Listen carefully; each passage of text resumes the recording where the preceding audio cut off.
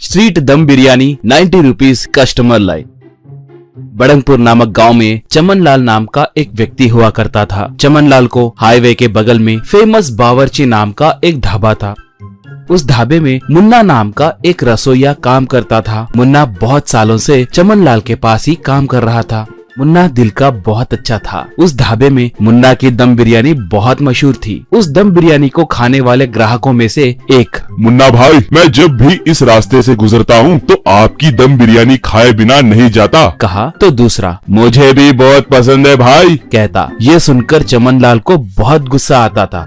उसमें क्या बड़ी बात है, बिरयानी की रेसिपी मैं बताता हूँ तो ये सिर्फ बिरयानी बनाता है, बस इसमें उसकी महानता कुछ भी नहीं है, सब मेरी महानता है, यूं कहता था। उतना ही नहीं, चमनलाल मुन्ना को वक्त पे पगार दिए बिना उसे बहुत सताता था। कभी कभार मुन्ना की तबीयत खराब होके वो ढाबे को काम पे नहीं आता तो चमनलाल उसके पगार में से पैसे काट लेता था। ऐसे उसे आए दिन कोई ना कोई बहाना बनाकर सताते रहता था। एक बार मुन्ना चमनलाल के पास आकर, चमनलाल जी, मेरे बेटे की तबीयत ठीक नहीं है, कुछ एडवांस है तो दीजिए ना, कहा तो चमनलाल, क्या एडवांस दूं? पहले ही तुम 2 महीने का पगार एडवांस में ले चुके हो, अब और एडवांस चाहिए क्या? अरे जाओ भाई जाओ, जाकर ग्राहकों को देखो, कहा। मुन्ना दुखी होकर वहाँ से चला गया। ये सब दूर बैठकर बिरयानी खा रहा राखी नाम का एक ग्राहक देखकर वो एक निर्णय को आया। अगले दिन वो मुन्ना से मिलकर, मुन्ना, तुम ऐसे और कितने दिन काम करोगे? तुम ही खुद का होटल क्यों शुरू नहीं करते? कहा तो मुन्ना, श्रीमान, होटल खोलने के लिए निवेश की जरूरत होती है ना, उतने पैसे मेरे पास कहाँ हैं, कहा। राखी तुरंत, मैं वो पैसे दूंगा, तुम होटल शुरू करो, कहकर थोड़े पैसे निकालकर मुन्ना के हाथ में थमाया। मुन्ना वो पैसे लेकर मुन्ना दम बिरयानी सिर्फ 90 रुपए में बिरयानी कहकर एक बिरयानी सेंटर को शुरू किया। अब गांव में सब उस बिरयानी सेंटर के बारे में ही बात करने लगे थे। सिर्फ 90 रुपए में ही बिरयानी बोले तो सुबह सुबह 7 बजे ही लोग उमड़ कर आने लगे। मुन्ना खुशी खुशी सबके पास से ऑर्डर लेने लगा। उसके पास काम करने वाले सबको बिरयानी देने लगे, मगर अब भी मुन्ना के दिल में हलचल होने लगी थी। इतनी बड़ी लाइन, क्वालिटी कम नहीं हुए जैसे देखना होगा, कहकर सोचने लगा। थोड़ी देर के बाद और भी लोग आकर बिरयानी के लिए लाइन में खड़े हो गए। उसी समय महेश नाम का एक व्यक्ति बिरयानी खाते हुए एकदम से बिरयानी के थाली को जोर से जमीन पे पटक कर जोर जोर से पुकारने लगा, अरे ये बिरयानी में बाल, क्या यही है आपके स्टैंडर्ड्स? कहते ही लोग एकदम से महेश की ओर देखते हुए एक दूसरे को देखकर बिरयानी खाना छोड़ दिए।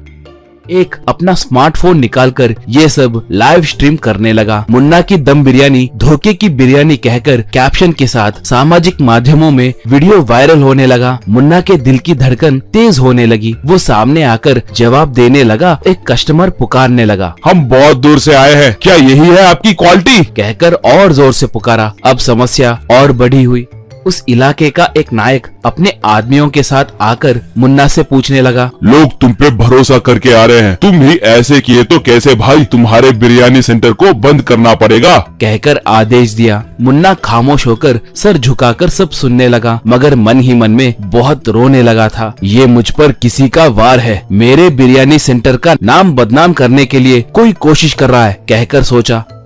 इतने में एसआई आनंद उस बिरयानी सेंटर को आया। काम वालों को लाइन में बिठाकर उनसे पूछताछ करने लगा। उन्होंने कोई गलती नहीं की है कहकर, सिर्फ स्वच्छ पदार्थों का ही इस्तेमाल किए हैं कहकर, सावधानी परख कर ही सब किया है कहकर ऐसे समझ गया। वो तुरंत इंक्वायरी करना शुरू किया। उसके बाद इन सब के पीछे चमनलाल का ही हाथ है कहकर, ये सब उसी ने करवाया है कहकर एसआई को समझ में आ गया। वो तुरंत महेश और चमनलाल को ले जाकर जेल में डाला। अगले दिन मुन्ना के बिरयानी सेंटर के सामने लोग फिर से उमड़कर आके लाइन में दिखे। उनमें से एक व्यक्ति, मुन्ना भाई, अब से आप पे इज्जत और बढ़ गई है, आपने कोई गलती नहीं की है कहकर साबित हुआ है, इसलिए अब से हम यहीं पर बिरयानी खाएंगे, कहकर बोला। यह सब सुनकर मुन्ना मंद मंद मुस्कुराने लगा। Coloured chicken leg piece chicken curry colouring. एक आदमी एक दीवार की ओर बड़े ध्यान से ताक रहा था। उस दीवार पर उपले लगे हुए थे। वो उन्हें देखकर कुछ सोच रहा था। उसे यूं खड़ा देखकर कुछ लोग उसके पास आए। तब उन्होंने देखा कि दीवार के उस पार एक सुंदर सी औरत कुएं से पानी निकाल रही थी। एक आदमी, अरे लड्डू भैया, क्या बात है? उस औरत को यूं क्यों ताक रहे हो? जानते हो उसके पिताजी कौन हैं? वो बहुत बड़े पहलवान हैं। अगर उन्होंने तुम्हें यूं ताकते हुए देखा तो तुम्हारी टांगे तोड़ देंगे। तब एक औरत, अरे लड्डू बेटा, हम सोचते कि तुम बहुत अच्छी लड़की हो, ये क्या हरकत कर रहे हो? तुम्हारे घर पे शिकायत करूं? बोलो। तब लड्डू, ये क्या बात कर रहे हो आप लोग हैं? मैं क्यों लड़की को ताकूंगा भला? मैं उसकी ओर नहीं देख रहा। तब वो औरत, क्या तुम उस लड़की को नहीं ताक रहे हो? फिर तब से वहाँ क्या देख रहे हो? तब लड्डू, अरे मैं तो उस दीवार पर लगे उपलों को देख रहा हूँ। तब एक आदमी, क्या दीवार पर लगे उपलों को देख रहे हो? अरे उसमें क्या खास बात है भैया, वो तो बस उपले हैं। तब लड्डू, अरे यही तो मैं ये सोच रहा हूँ कि भैया गाय दीवार पर चढ़ के वहाँ गोबर कैसे डालती है। मैंने बहुत सोचा पर मेरे समझ में नहीं आया। कहकर सिर खुजाने लगा। बस ये सुनते ही वहाँ जितने लोग खड़े थे सब गश खाकर गिर गए। उन्हें देखकर लड्डू, पता नहीं इस गांव में क्या बात है, मैं जब भी कोई सवाल करता हूँ लोग यूं ही गश खाकर गिर जाते हैं। लगता है इस गांव में कोई भी आदमी होशियार नहीं है। कहकर वहाँ से चला गया। इस दुनिया के सबसे मूर्ख लोगों में से लड्डू एक था और ये बात लड्डू के अलावा सब कोई जानता था। उसी गांव में दुबे नाम का एक व्यक्ति चिकन करी और चिकन लेग पीस बनाकर बेचता था। ये सोचकर कि चिकन सुंदर दिखना चाहिए, वो उस पर लाल रंग का लेप लगाता था। वो देखने में आकर्षक लगता था, इसलिए लोग वहाँ आकर उसके पास खरीद कर खाते थे। एक दिन लड्डू दुबे के पास आया। लड्डू, दुबे जी, मैं नौकरी की तलाश में हूँ। सुना है आपके पास जो लड़का काम कर रहा था वो नौकरी छोड़कर चला गया। आप मुझे काम पर क्यों नहीं रख लेते? दुबई, क्या तुम? अरे बाप रे, पूरा गांव तुम्हारे बारे में बातें करता रहता है भैया। सुना है कि जब तुम सवाल करते हो लोग गश खाकर गिर जाते हैं। क्या ये बात सच है? तब लड्डू, अरे दुबे जी, वो सब मूर्ख हैं। मैंने एक आदमी से पूछा, भैया मैसूर पाक में मैसूर कहाँ है? बस ये सुनकर वो गिर गया। मैंने एक और आदमी से पूछा, भैया अगर इंसान बंदर से आया है तो अब फिर बंदर क्यों है? ये सुनकर वो भी गश खाकर गिर गया। आप कहें तो मैं आपसे भी एक सवाल पूछूं? तब दुबे, ना भैया ना, रहने दो, मुझे छोड़ दो भैया। चलो ठीक है, मैं तुम्हें नौकरी पर रख लूंगा, पर महीने के केवल 2000 रुपए दूंगा। मर्जी हो तो काम पे लग जाओ। लड्डू मान गया और काम पर लग गया। वो ठेले को साफ करता था, लोगों के खाने के बाद प्लेट साफ करके देता था और फिर लोगों को चिकन परोसता था। यह उसका काम था। एक दिन लड्डू ने दुबे को चिकन को रंग लेते हुए देखा। तब लड्डू ने उससे पूछा, साहब आप ये कर क्या रहे हो? ये रंग क्यों मिला रहे हो? दुबे, अरे भैया इसे फूड कलर कहते हैं। इसका लेप लगाएंगे तो खाना बहुत सुंदर दिखता है, तब लोग पसंद से खाते हैं। तब लड्डू, अच्छा ये बात है, पर मैंने तो सुना है कि फूड कलर सेहत के लिए अच्छा नहीं होता। तब दुबे परेशान हो गया और कहने लगा, अरे भैया तुम मेरा धंधा बंद कराओगे? जरा धीरे बोलो। मैं जो रंग मिलाता हूँ वो अच्छा रंग होता है, नहीं क्या सब ऐसे ही मिलाते हैं। अब इसके बारे में और सवाल ना करना, ठीक है? आज से मैं तुम्हें चिकन लेग पीस और चिकन करी कैसे बनाते हैं ये सिखाऊंगा, ध्यान से सीखना। यूं कहा। इस तरह लड्डू दुबे के पास चिकन बनाना सीखने लगा।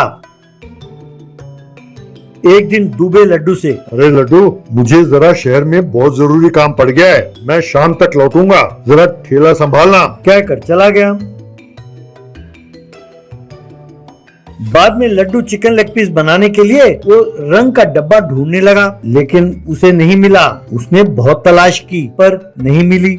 उसने तुरंत दुबे को फोन लगाया। साहब वो फूड कलर का डब्बा नहीं मिल रहा, क्या करूं? बस में बैठा दुबे को साफ साफ सुनाई नहीं दे रहा था, इसलिए वो कहने लगा, हेलो हेलो, अरे लड्डू क्या बात है, जरा जोर से बोलो।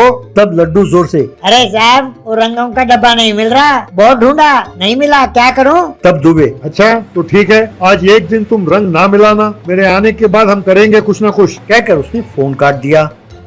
लड्डू को गुस्सा आया। ये दुबे जी समझते क्या है अपने आप? अगर रंग ना लगाया और लोगों ने मुझसे पूछा तो मैं उन्हें क्या जवाब दूंगा? और लड्डू के रहते कोई परेशान हो, ये हो ही नहीं सकता, मैं ही कोई रंग मिला देता हूँ। कहकर बाजार गया और पेंट के दुकान में उसने लाल रंग के पेंट का डब्बा खरीदा। उसे लाकर उसने चिकन के साथ मिलाया और जो लोग आए उन्हें उसने वो खिलाया। उसे खाकर लोग अपना पेट पकड़कर चिल्लाने लगे, अरे पेट में दर्द हो रहा है भैया, बहुत पेट में दर्द है, पेट दर्द हो रहा है। तब लड्डू, क्यों भाई क्या हो गया?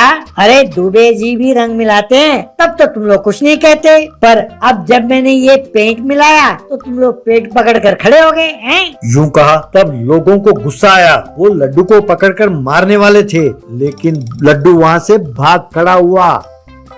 तब लोगों को और गुस्सा आया। शाम को जब दुबे शहर से लौटा, लोगों ने उसे पकड़कर खूब मारा और उसके ठेले का चकनाचूर कर दिया। ट्रक ड्राइवर की रोटी।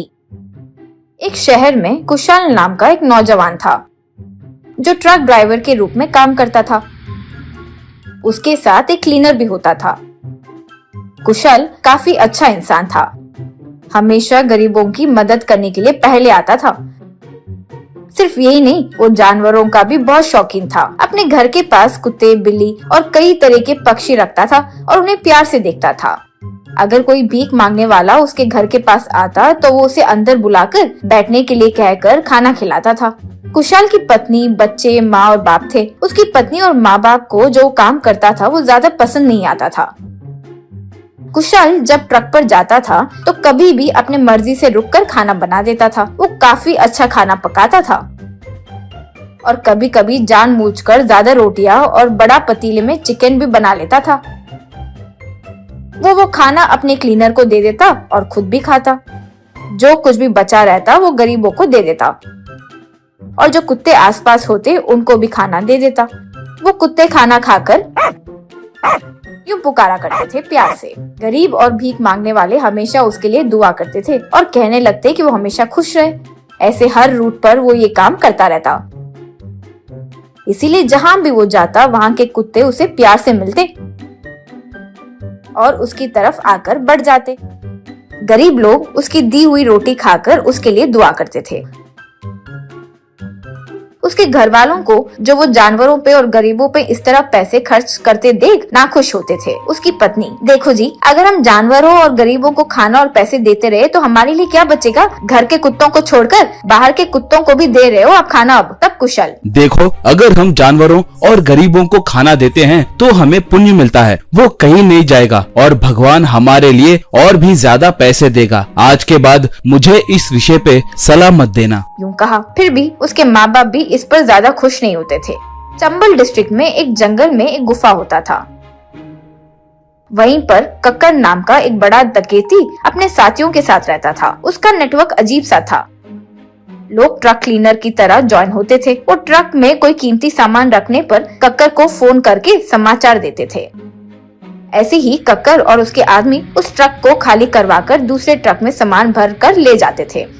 एक दिन कुशाल के पिता, बेटा, हमें वो राम सीता के दर्शन के लिए कब लेकर जाएगा? उस साइड कोई रोड ट्रिप लगेगी तो घर से सबको लेके जाएगा कहा था ना। तब कुशाल, हाँ पिताजी, आजकल उस साइड की कोई ट्रिप नहीं मिल रही है, जब होगी तब पक्का लेकर जाऊंगा।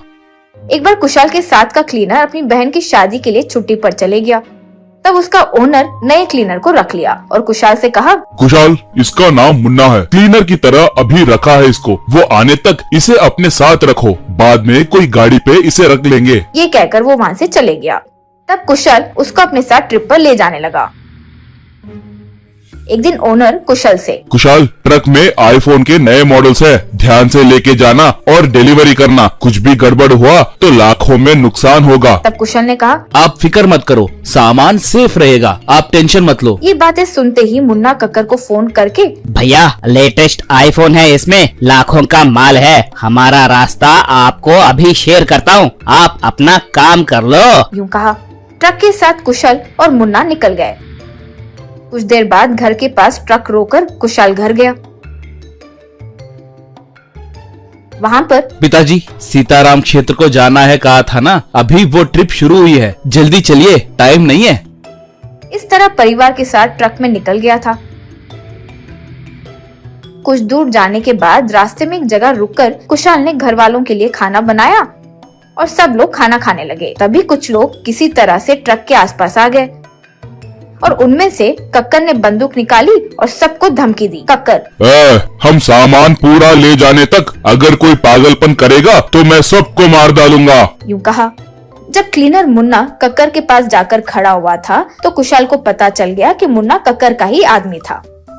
लेकिन अचानक वहाँ कुछ कुत्ते आकर उन पर हमला कर दिए। कुछ गरीब लोग भी लकड़ी के साथ वहाँ पहुँच गए और वो सब मिलकर कक्कर के लोगों पर हमला करने लगे। बंदूकें गिर गई और लोग भी गिरने लगे। कुत्ते उन लोगों को काट रहे थे और गरीब लोग उन्हें मार रहे थे। इस बीच कुशल ने पुलिस वालों को फोन कर दिया और कुछ देर में पुलिस वाले वहाँ पहुँच गए।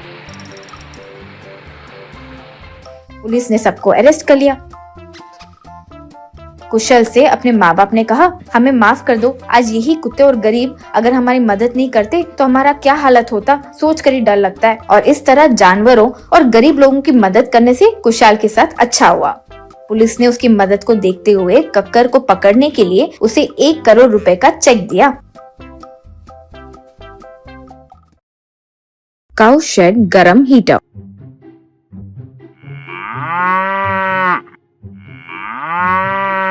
ऐसे एक गाय घर के सामने एक शेड में पुकार रही थी। ये देखकर एक आदमी बाहर आया और कहा, अरे क्या हो गया बेचारी, तुम्हें भूख लगी है क्या? आज काम में थोड़ा लेट हो गया, ये लो खाओ। कहते हुए उसे चारा खिलाया। गाय ने वो खा लिया और प्यार से यूं पुकारी। उस आदमी का नाम था चिक्कू। चिक्कू बहुत अच्छा इंसान था। अपने खेत में दिन भर मेहनत से काम करता था। उसके घर में पत्नी और बच्चे थे। जो पैसे वो कमाता था सब अपनी पत्नी को दे देता था। सुबह से लेकर शाम तक काम करने के बाद चिक्कू सीधा घर आता और गाय को खाना देता था। बड़े प्यार से उसे देता। गाय भी प्यार से करके खाती थी। तभी असली कहानी शुरू होती है। उसके बाद वो अपनी पत्नी से पैसे मांगता था। पत्नी पैसे देकर कहती, ये सब जरूरी है क्या? एक बार सोच तो लो, बच्चों का चेहरा तो देखो। यूं बोली तो चिक्कू कहता, अरे मुझे परेशान मत करो, बस पैसे दे दे। अगर तुम बार बार ऐसे करोगे तो पैसे मैं अपने पास रख लूंगा। अगर आज मैं लेट आया तो तुम दरवाजा बंद कर लेना, मैं शेड में सो जाऊंगा, ठीक है? यूं पैसे लेकर चिक्कू चल पड़ता। पत्नी अपना सर पकड़ लेती थी। तब उनकी बेटी पूछती थी, पापा कब बदलेंगे? कितना भी कहो सुनते ही नहीं है। यूं बोली। तब बेटा, माँ अगर और पूछेंगे तो पापा को और गुस्सा आएगा और वो मारेंगे। हमें तो ये बात पता है ना, तो क्यों पूछ रही हो? माँ अब परेशान मत हो। यूं बोला। पैसे लेकर चिक्कू सीधा वाइन शॉप जाता और दारू खरीदता था। फिर वो दारू पीना शुरू कर देता। पर ये कोई आम पीने का तरीका नहीं था। वो बहुत ज्यादा पीता था और वहीं पर गिरकर सो जाता था। जब सब लोग चले जाते तो वाइन शॉप वाले उसे उठाते और वो लड़खड़ाते हुए घर की तरफ चला आता। जब वो दरवाजे के पास आया, देखा कि दरवाजा बंद है, तो उसने सोचा, अरे आज फिर लेट हो गया, चलो शेड में सो जाता हूँ। सोचकर वो शेड में सो गया। वहाँ बिस्तर के पास स्टूल में खाना रखा था। वो झुक झुक के खाया और गाय को भी खिलाया। गाय खाकर प्यार से यूं पुकारी। घर के अंदर बिस्तर पर सो रही पत्नी को गाय की सुनाई देता और वो समझ जाती कि चिक्कू आ गया है। फिर वो अपने सर को मारकर सो जाती थी। अब सर्दियां आ गई थी। चिक्कू गाय के लिए आग लगाता ताकि वो गर्मी में रह सके। पूरा परिवार गाय के साथ उस आग के आसपास ही बैठे रहते थे।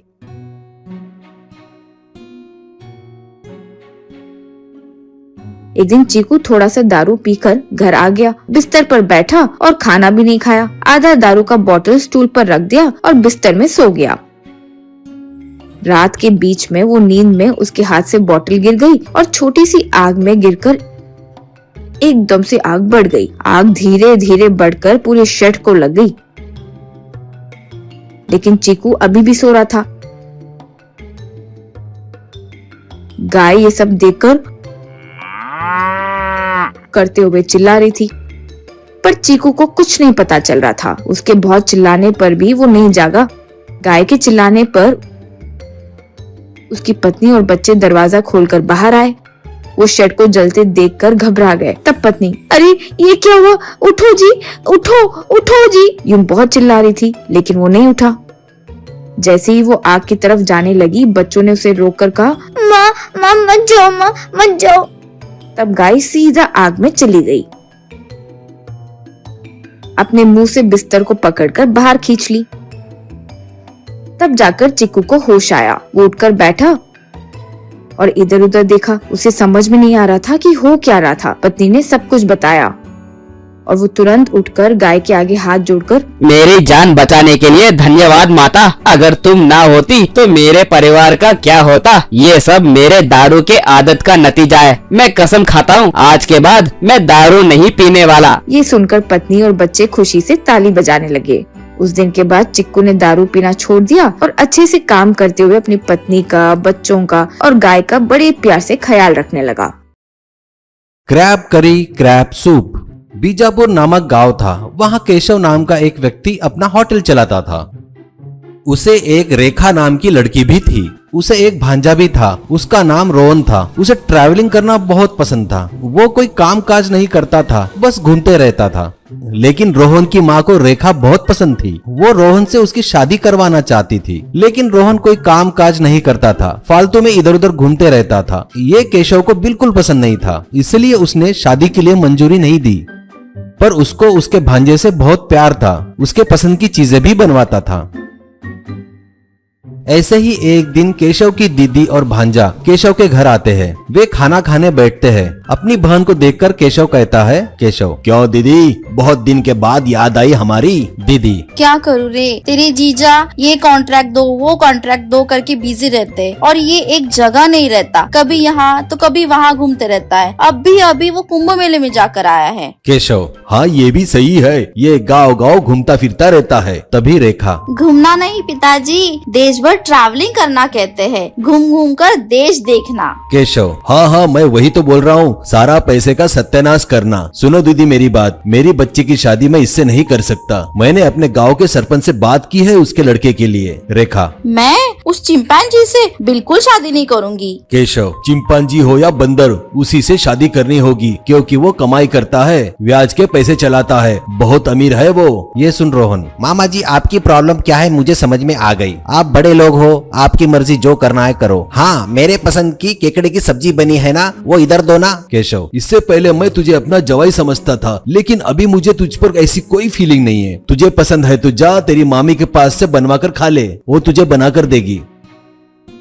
कुछ देर बाद रोहन वहाँ से जाता है अपने दोस्त बालू के पास। जाकर कहता है, चल बालू केकड़े पकड़ते हैं। तब बालू कहता है, यार केकड़े तो प्रेसिडेंट के खेत में अच्छे मिलेंगे। तब दोनों प्रेसिडेंट के खेत में जाते हैं और खुद केकड़े पकड़ते हैं। ऐसे पकड़ते वक्त एक छोटा सा केकड़े का बच्चा रोहन की उंगली को काटता है और पकड़ लेता है। बस फिर क्या था, रोहन दर्द के मारे उछल कूद करना चालू कर दिया। तब बालू उस केकड़े को अलग करता है और साइड में रख देता है।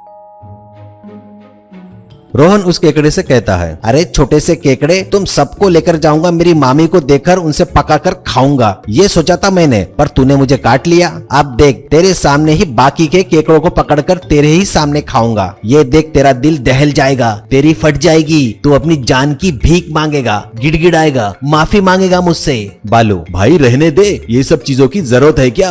रोहन, जरूरी है भाई, दुनिया भर घूम चुका हूँ, ऐसे ही नहीं हर चीज आता है मुझे बनाना। तू देख मेरे कुकिंग का पावर। उसके बाद पकड़े हुए केकड़ों को साफ करते हुए बालू को सामान लाने को बोलता है। थोड़ी देर बाद बालू खाना बनाने का पूरा सामान लाता है। अब वो चूल्हा लगाकर लकड़ियां लाकर खाना बनाना शुरू करते हैं। ये सब छोटा सा केकड़ा देख रहा था। अब उस खाने की, केकड़े के सूप की खुशबू रास्ते में आने जाने वालों को आने लगी। वे लोग गाड़ियां साइड में लगाकर उसके पास आने लगे। ये देख बालू, मुझे तो पसंद है, इन लोगों को भी पसंद आई शायद, इसलिए इधर आ रहे हैं। रोहन, अरे नहीं रे, वो इस खुशबू के कारण खींचे चले आ रहे हैं, देखना आते ही बोलेंगे चल लगाओ हमारे लिए खाना। आए हुए लोग उसके केकड़े की सब्जी की खुशबू की तारीफ करते हुए कहते हैं, भाई कितना भी पैसा ले लो पर सब्जी हमें दे दो। ये सुन रोहन ठीक है कहता है।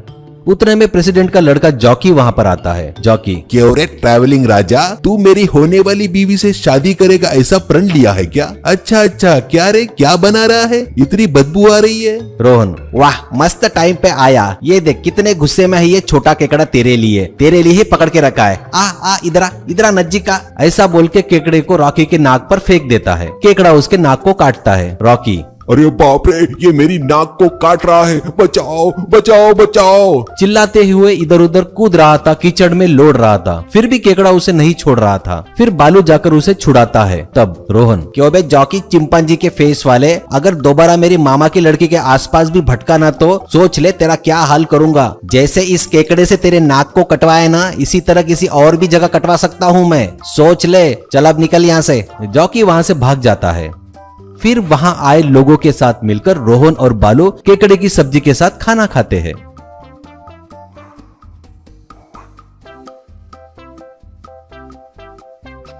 बाद में रोहन से बालू कहता है, केकड़े की सब्जी के साथ जॉकी का भी काम हो गया, किस्मत अच्छी है तेरी। अब जॉकी अपने से कभी नहीं खुजाएगा। पर एक बात समझ में नहीं आई यार, उसके खेत के केकड़ों के बारे में पूछने के बजाय अपनी नाक भरी केकड़े से कटवा कर गया। ये सब कैसे पसंद आएगा यार तेरे मामा को? रोहन, अरे नहीं रे बालू, मेरे मामा को सब पसंद आता है। ऐसे ही मुझे डराते हैं ताकि मैं कोई काम धंधा कर सकूं। मुझे पता है यार, इस चिंपांजी से शादी करना मेरे मामा को भी पसंद नहीं है। बाद में वहाँ खाना खाए आए लोग रोहन की तारीफ करने लगे और वहां से चले गए। फिर उस छोटे से केकड़े को रोहन वापस उस खेत में छोड़ देता है।